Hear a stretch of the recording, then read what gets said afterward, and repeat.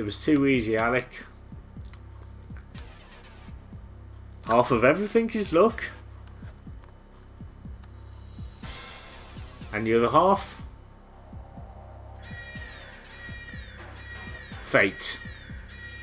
Oh god, and this was a bit in the movies, I set the timer for 6 minutes, so very cool that they got this in here. What is a man but a miserable pile of secrets? Sorry, wrong game. That's Castlevania I'm thinking of, not Goldeneye.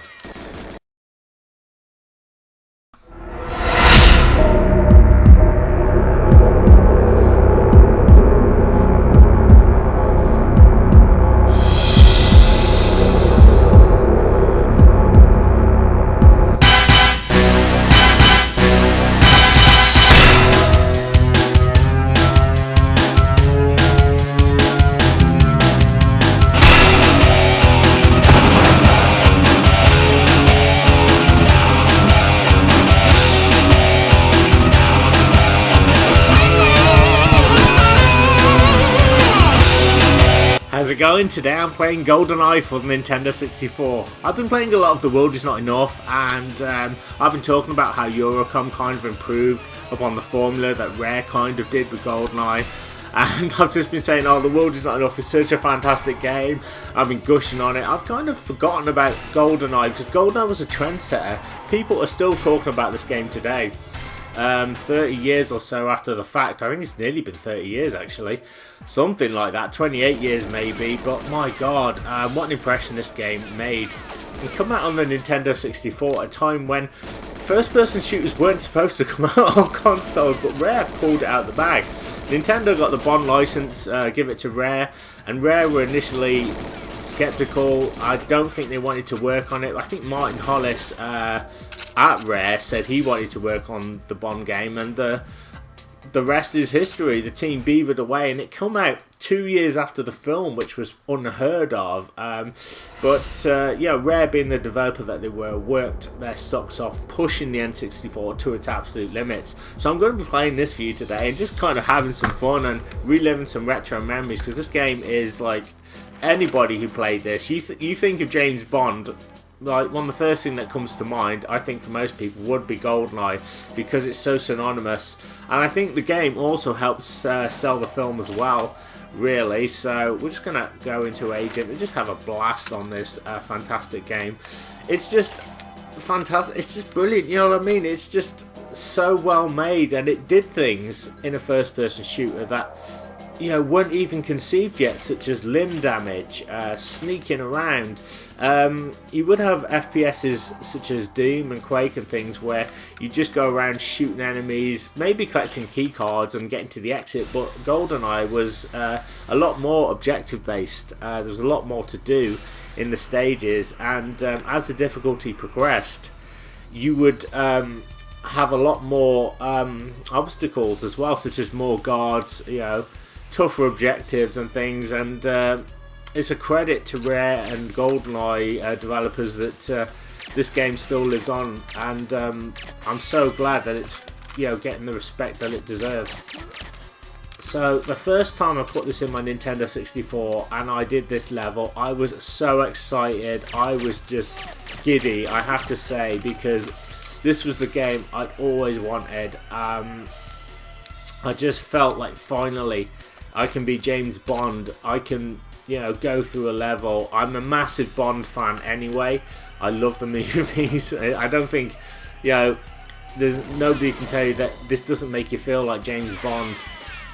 You know, it's incredible. And after seeing Goldeneye, that was like a nice return to form for Bond for me, because like Timothy Dalton didn't return for some reason to do Goldeneye. I think he was, I don't know if he was contractually obliged or what, but I think there was some to do and he kind of turned it down. But then they managed to get Pierce Brosnan, who I think they've been trying to get for quite a few years now. He was finally free of his Remington Steel contract in America, and yeah, he took on the mantle of Bond. And I believe I think he'd done Mrs. Doubtfire just before. Everyone remembers that film, and I always remember like how sort of fit he looked and how toned he looked and all that, and the fact he'd been working out.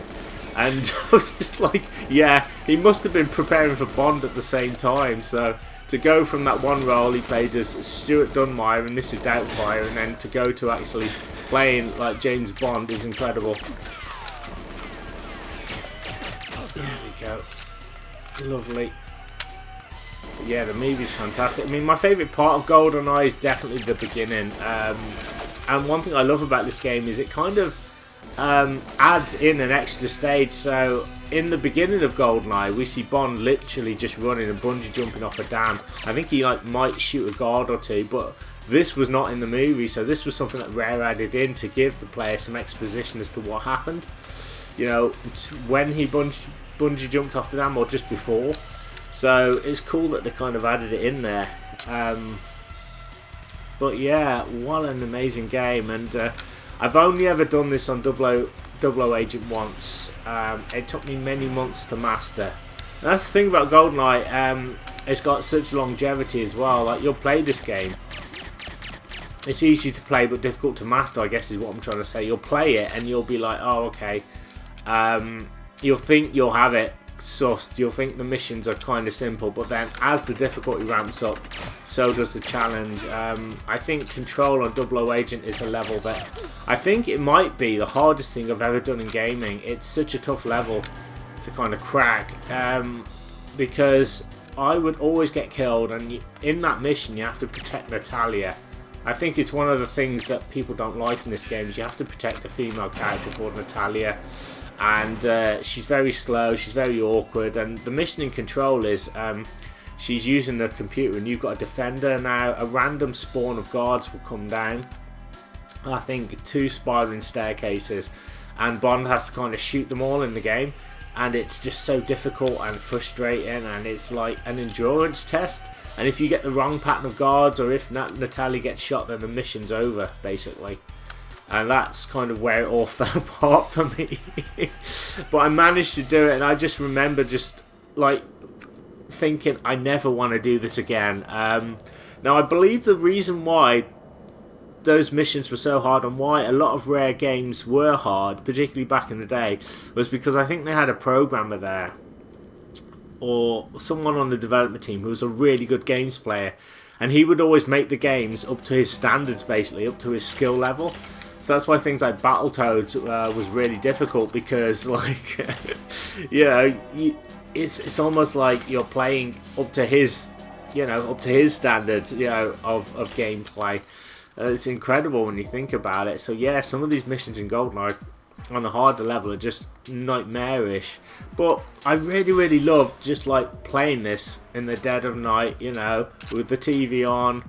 Everyone's gone to bed, you know, you've got it to yourself, and you can just kind of concentrate, and you can kind of, you know, get into the mood of the game, because it's very, there's just so many possibilities with this game. You've got multiplayer, single player, you know, you can tackle missions, some missions anyway, the way that you want to. Obviously some require a degree of stealth that you should definitely do, although sometimes that's not always easy, because the enemies just seem to kind of come from nowhere at many times. Right, so we're here in the facility anyway, where we meet 006, I think. I'll close the door. Played by Sean Bean in the movie, and I thought Sean Bean did a fantastic job. He's one of my favourite actors, actually, Sean Bean.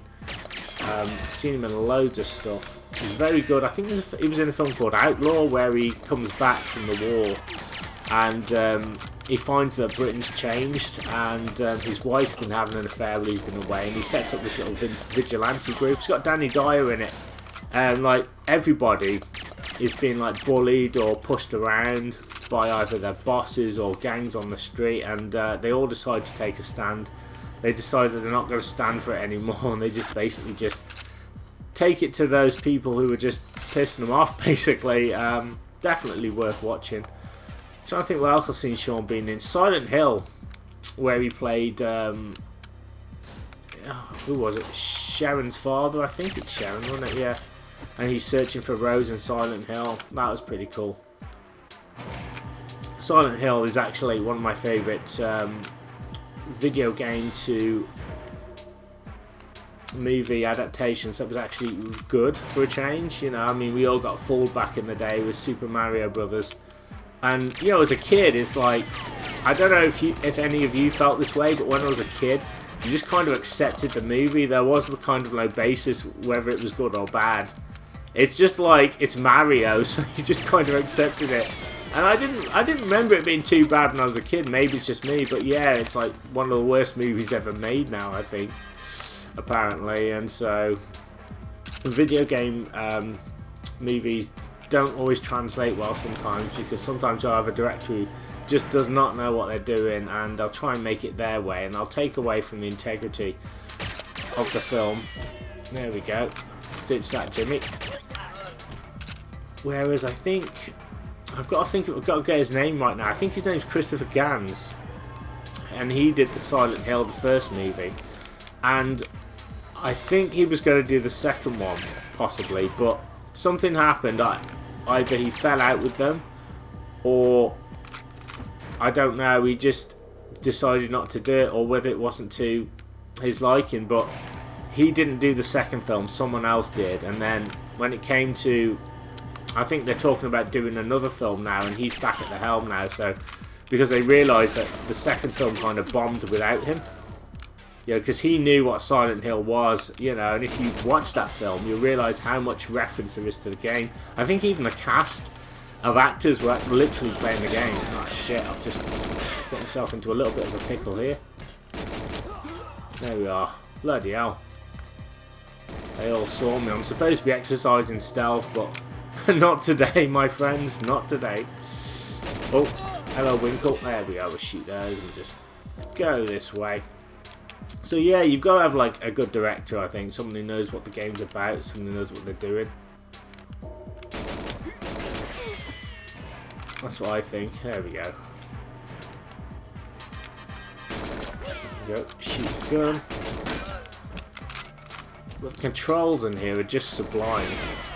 Amazing to think as well that Rare didn't even know. They didn't have an N64 at the time, I don't think. They had an idea of what the stick would be, the control style, and they had to kind of improvise. So the fact they had to kind of just do all that and then put together a fantastic game without really knowing whether it would run is just, again, testament to the developers.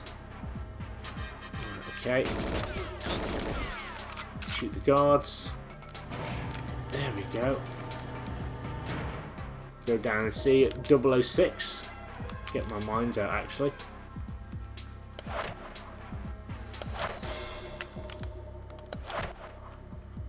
Set the mines on. You can just shoot them.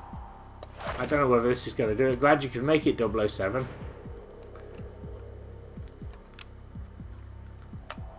Heart for England, James. Bond for England, Alec. It was too easy, Alec. Half of everything is luck.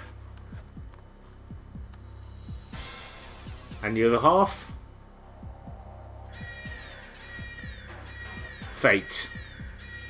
Oh god, and this was a bit in the movies, I set the timer for 6 minutes, so very cool that they got this in here. What is a man but a miserable pile of secrets? Sorry, wrong game. That's Castlevania I'm thinking of, not Goldeneye. There's Arkady Umrov as well. And like many people, I was like, oh my god, you know what I mean? It's like the gas tanks. This is where Bond blew the gas tanks, you know, things like that. Right, we've got to blow them up now. I think we've done it. Have we done it? Yeah, we've done it. We can leave.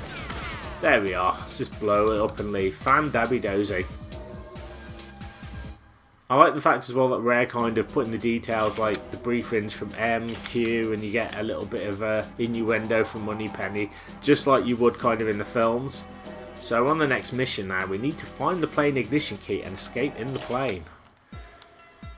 So yeah, I was just thinking to myself, what game do I really feel like playing? I just absolutely love, and it's just Goldeneye. As I said, the world is not enough that kind of sparked it off. And funnily enough, I said in those videos that I'd not seen The World Is Not Enough, and I went to the effort of buying it on Amazon. and I'm sad to say I'm very disappointed.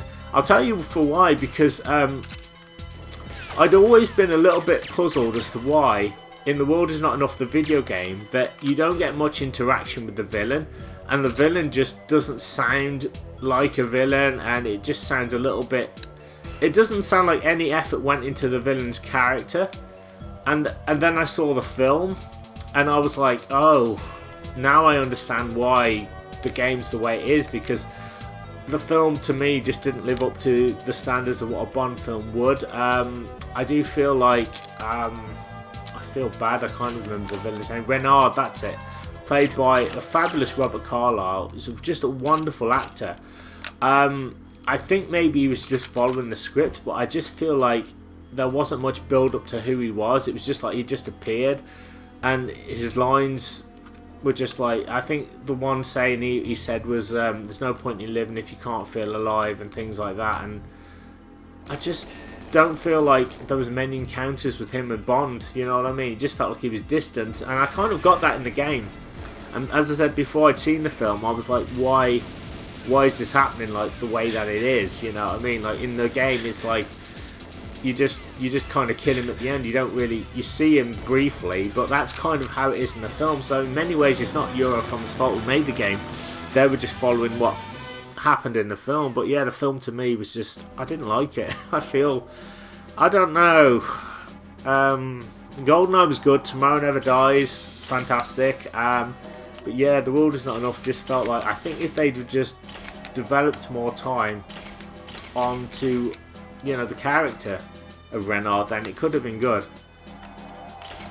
So we're on 7 iron now, so all we've got to do is power down the satellite and then enter our way into the secret facility.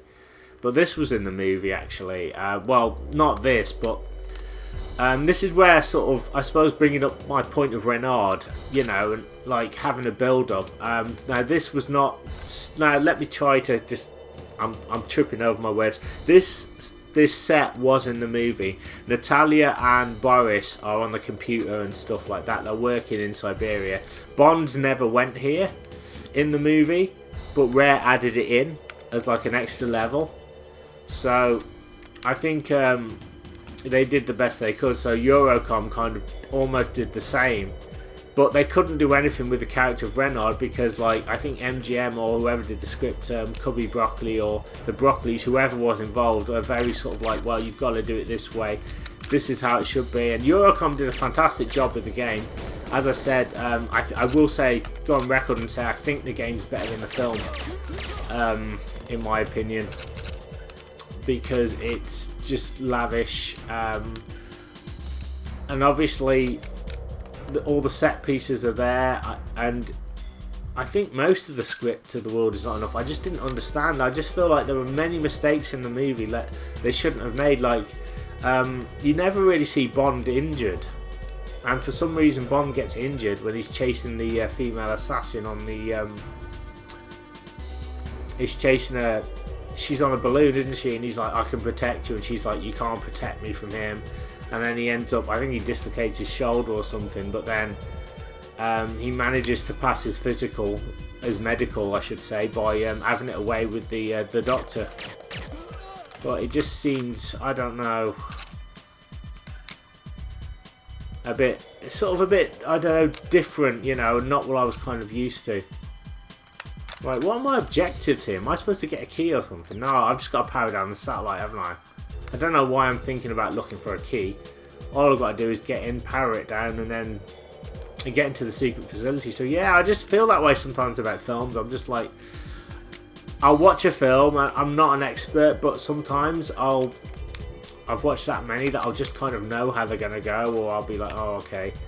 I feel like I already know the answer, what the character's going to do, and I kind of felt that way about The World Is Not Enough. I got into the middle of it and I was like, oh right, it's a different film. I still say it's part of the Bond universe, but it's just not really one of my favourites. Even Die Another Day, I have to say, I wasn't too keen on. I don't know, but I think Pierce Brosnan did 4 Bond films, I'm pretty sure, and I think they kind of sacked him over the phone. They said, we don't want you to do it anymore. And that's when I think Daniel Craig took over. Look at that guy. But yeah, it's difficult, I suppose, because it's like with the Bond license, I think you've got to treat it with kid gloves. Look at that, this is so cool. You get to see the heliport from the game. But what I am actually after is getting into the installation. There's supposed to be a... There it is. There's an entrance right here, and this is so cool. It's hard to believe that this is running on the Nintendo 64. It's just, I think it's just amazing. You know, you do get slowdown when there's loads of stuff on screen though.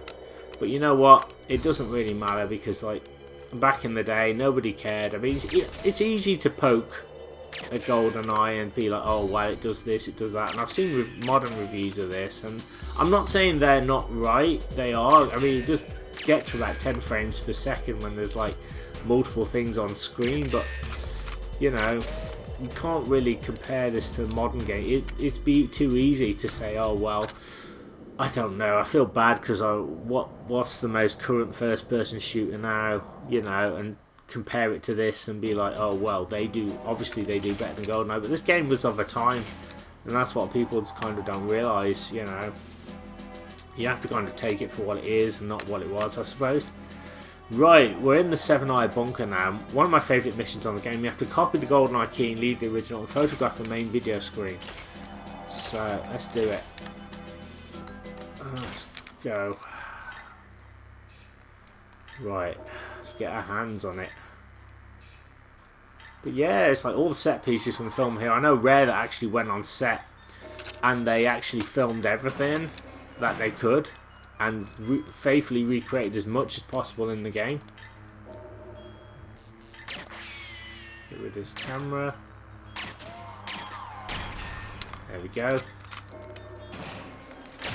Some harder difficulties, you've actually got to shoot all the cameras and try not to be seen, because if you're seen then you get shot up. He's going to shoot the alarm, but what we can do is we can shoot it off the wall. There we are.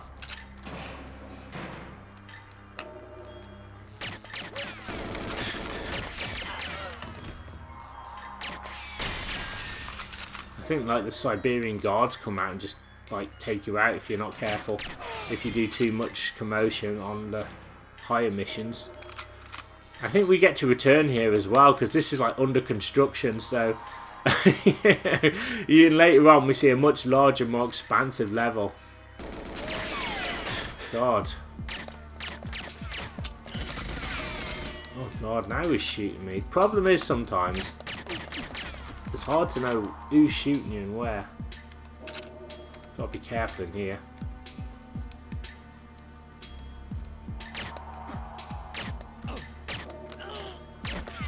There's Boris Grushenko.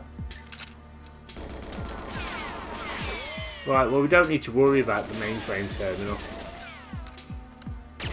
All we got to do is just copy the key, and on later missions we have to worry about it. Okay, let's copy that key anyway. See if we can do it.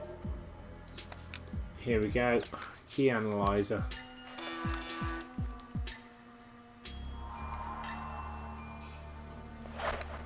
There we are. So now all we got to do is leave. And that's mission completed.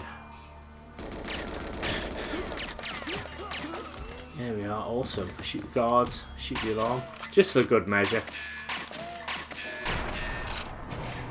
And then we can just leave the level. I love it. But yeah, it's such a fun game, Goldeneye. Oh, I failed. Oh, I see. Yeah, I had to photograph the main video screen. Right, okay. That was my fault. See, I'm getting too much into the rhythm. I did think there was something I missed. I thought, oh, I'll be alright, but obviously not. So we'll just do that again. We should be able to do it quite quickly, actually. And that's it as well. There's also cheats you can get as well if you finish the missions in a certain time. So again, a lot of incentive to actually speed run through the game, I guess, if you can. Right, let's do this again. Shoot him. Lovely stuff. Right, we'll just do this again. Who's shooting at me? Who is shooting at me? Oh, it's that guy up there, right. Come on then. There we go. Right, let's make sure we get this right. So we need to photograph the screen. Get the camera out. There we are. Analyze the key.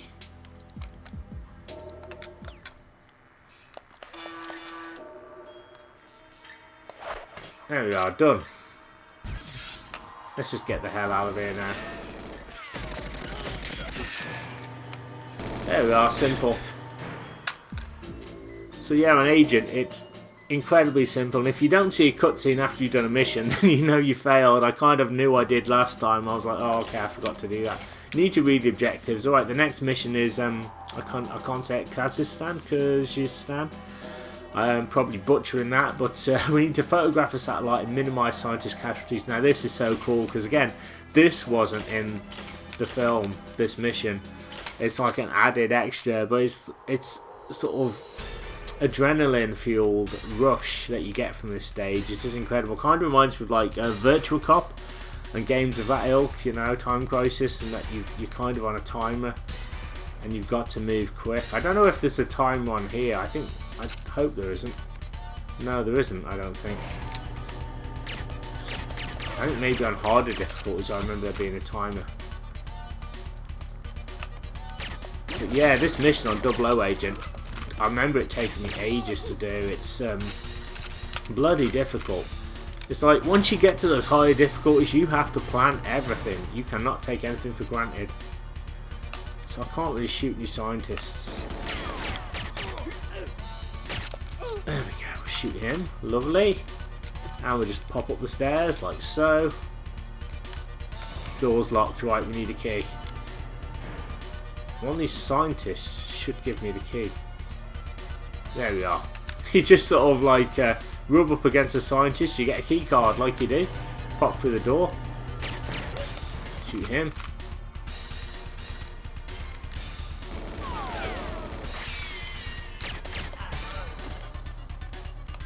Lovely stuff. I just love how massive these stages are, and you got some levels that, or some places that just have no rhyme or reason. They're just there, they just exist. You know what I mean? So it's like a great amount of freedom as well to what you can do and where you can go. To watch out for those barrels. Do not want to get blown up by him. He says, oh, it had to happen, didn't it? It had to happen. Now I said it. Need to find some body armor.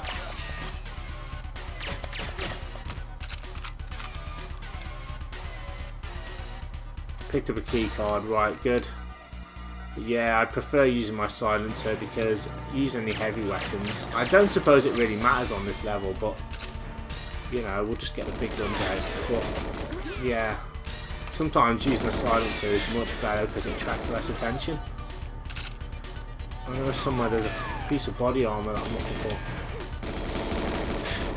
Oh, get lost. Right, we've got to go down here. Whoa. I'm not finding any body. I think the body armor's a bit further up. I'm sure there's a piece of body armor somewhere I can get my hands on.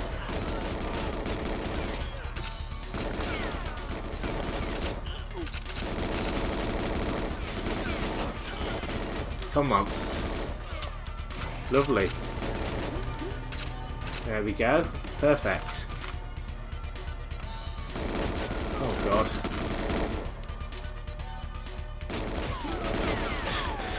Oh god.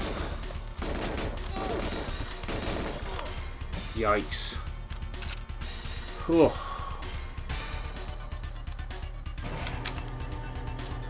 Gotta be careful here. Could be anyone. I need to get through that door, so is there a key card? One of these guards, scientists, must have a key card. There it is. Right, you know what? Let's switch back to my Walther PPK. Or PP7 as the game calls it.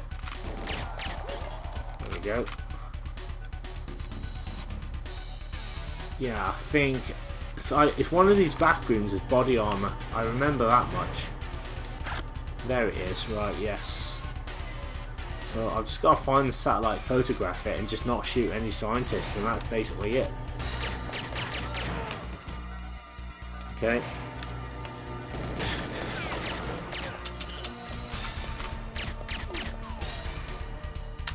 Let me have a look at my health a minute. I don't have much body armor, so I've been shot up already. But yeah, I'm just being really reckless here.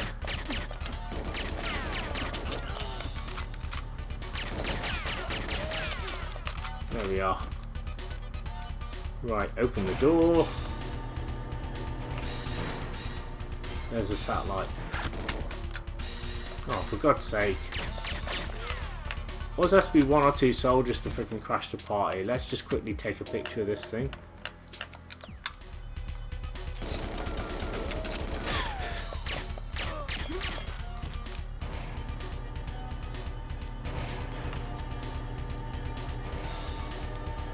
Okay. Gotta be careful here.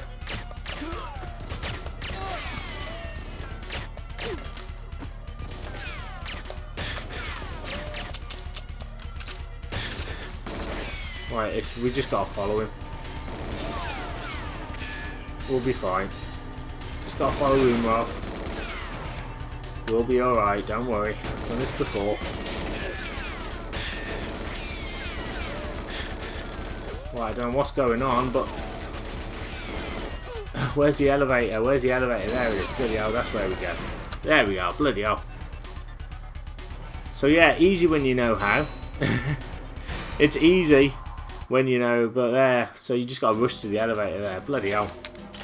Fantastic. Right. We need to rescue hostages, plant tracking bug on helicopter. Okay, right. Got it. Whew. But yeah, this is also kind of like, I suppose, expanded from the film, because he does get on the frigate in the film and he like judo chops a guy,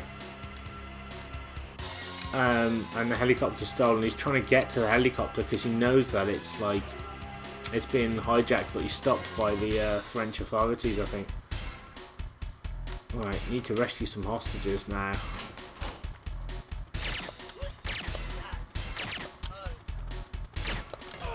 Okay.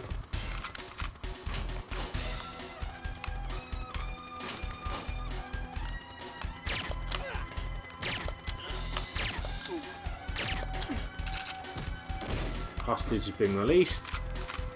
Yeah, I think you're allowed to kill like one hostage or something, but just get the feck out of the way. It just keeps running round in bloody circles. These hostages do. It's ridiculous. So I had to shoot a hostage because, like, man, oh man, did not want to do that. It's ridiculous. Even on friggin' Agent, man, this game gets absolutely insane. Let's get the tracking bug.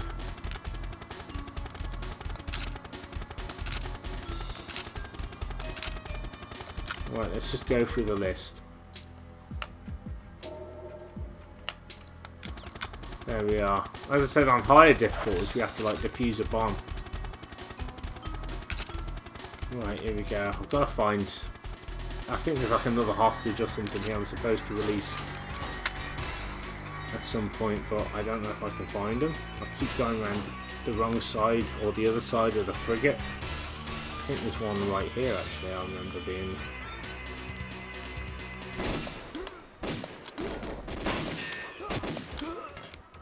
I didn't execute him. Now what happened there? Oh my god, I'm not doing very well, am I? I'm shooting the hostages.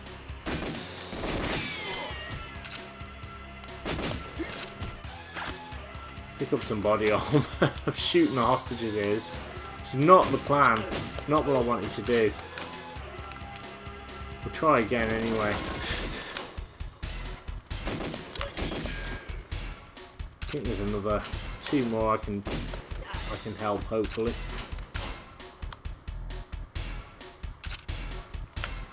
Oh my god.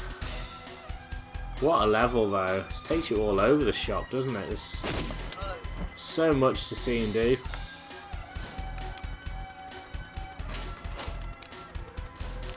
But yeah, it's like attention to detail in these levels is incredible.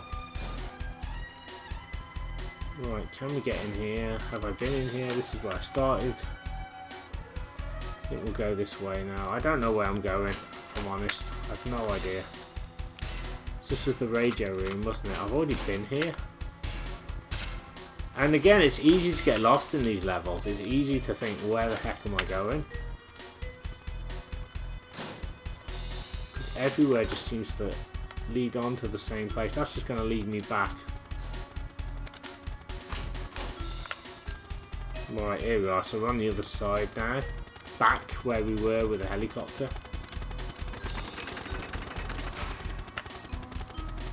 Okay, nothing there.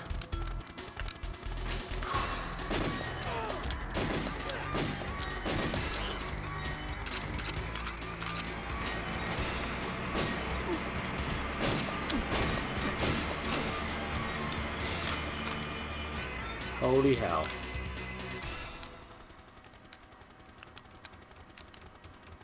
Those guards just chilling out there. Oh my god, this is not easy. Even on agent mode, it feels harder than it should, I guess.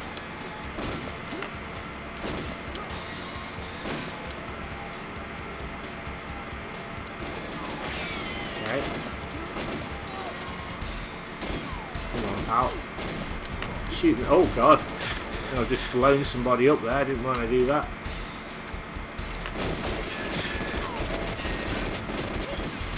Okay.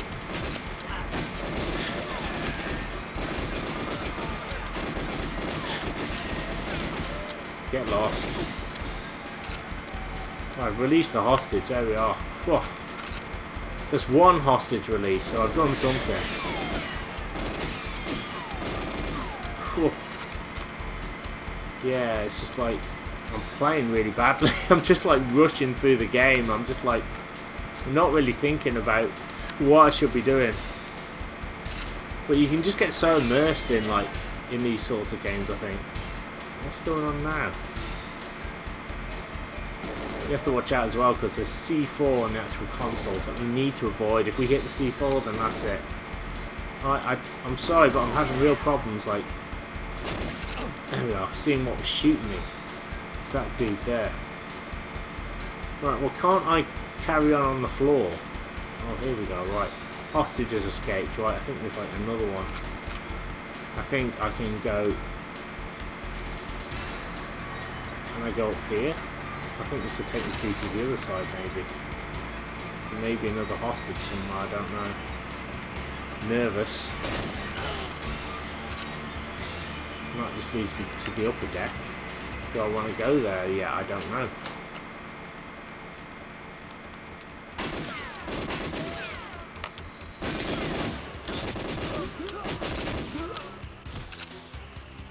I think we've released another hostage. There we are, so he's been released. I think that's enough to like swing it now, possibly. I think once they escape, there may be another one. So I've released him, so he's now free. So that's 3 hostages. Like, there can't be any more, surely. I must have done enough. Let him go. There we are. So that's objective A complete. So all I've got to do now is get back to the other side of the frigate, and get back down to Bond's boat, and then complete the mission.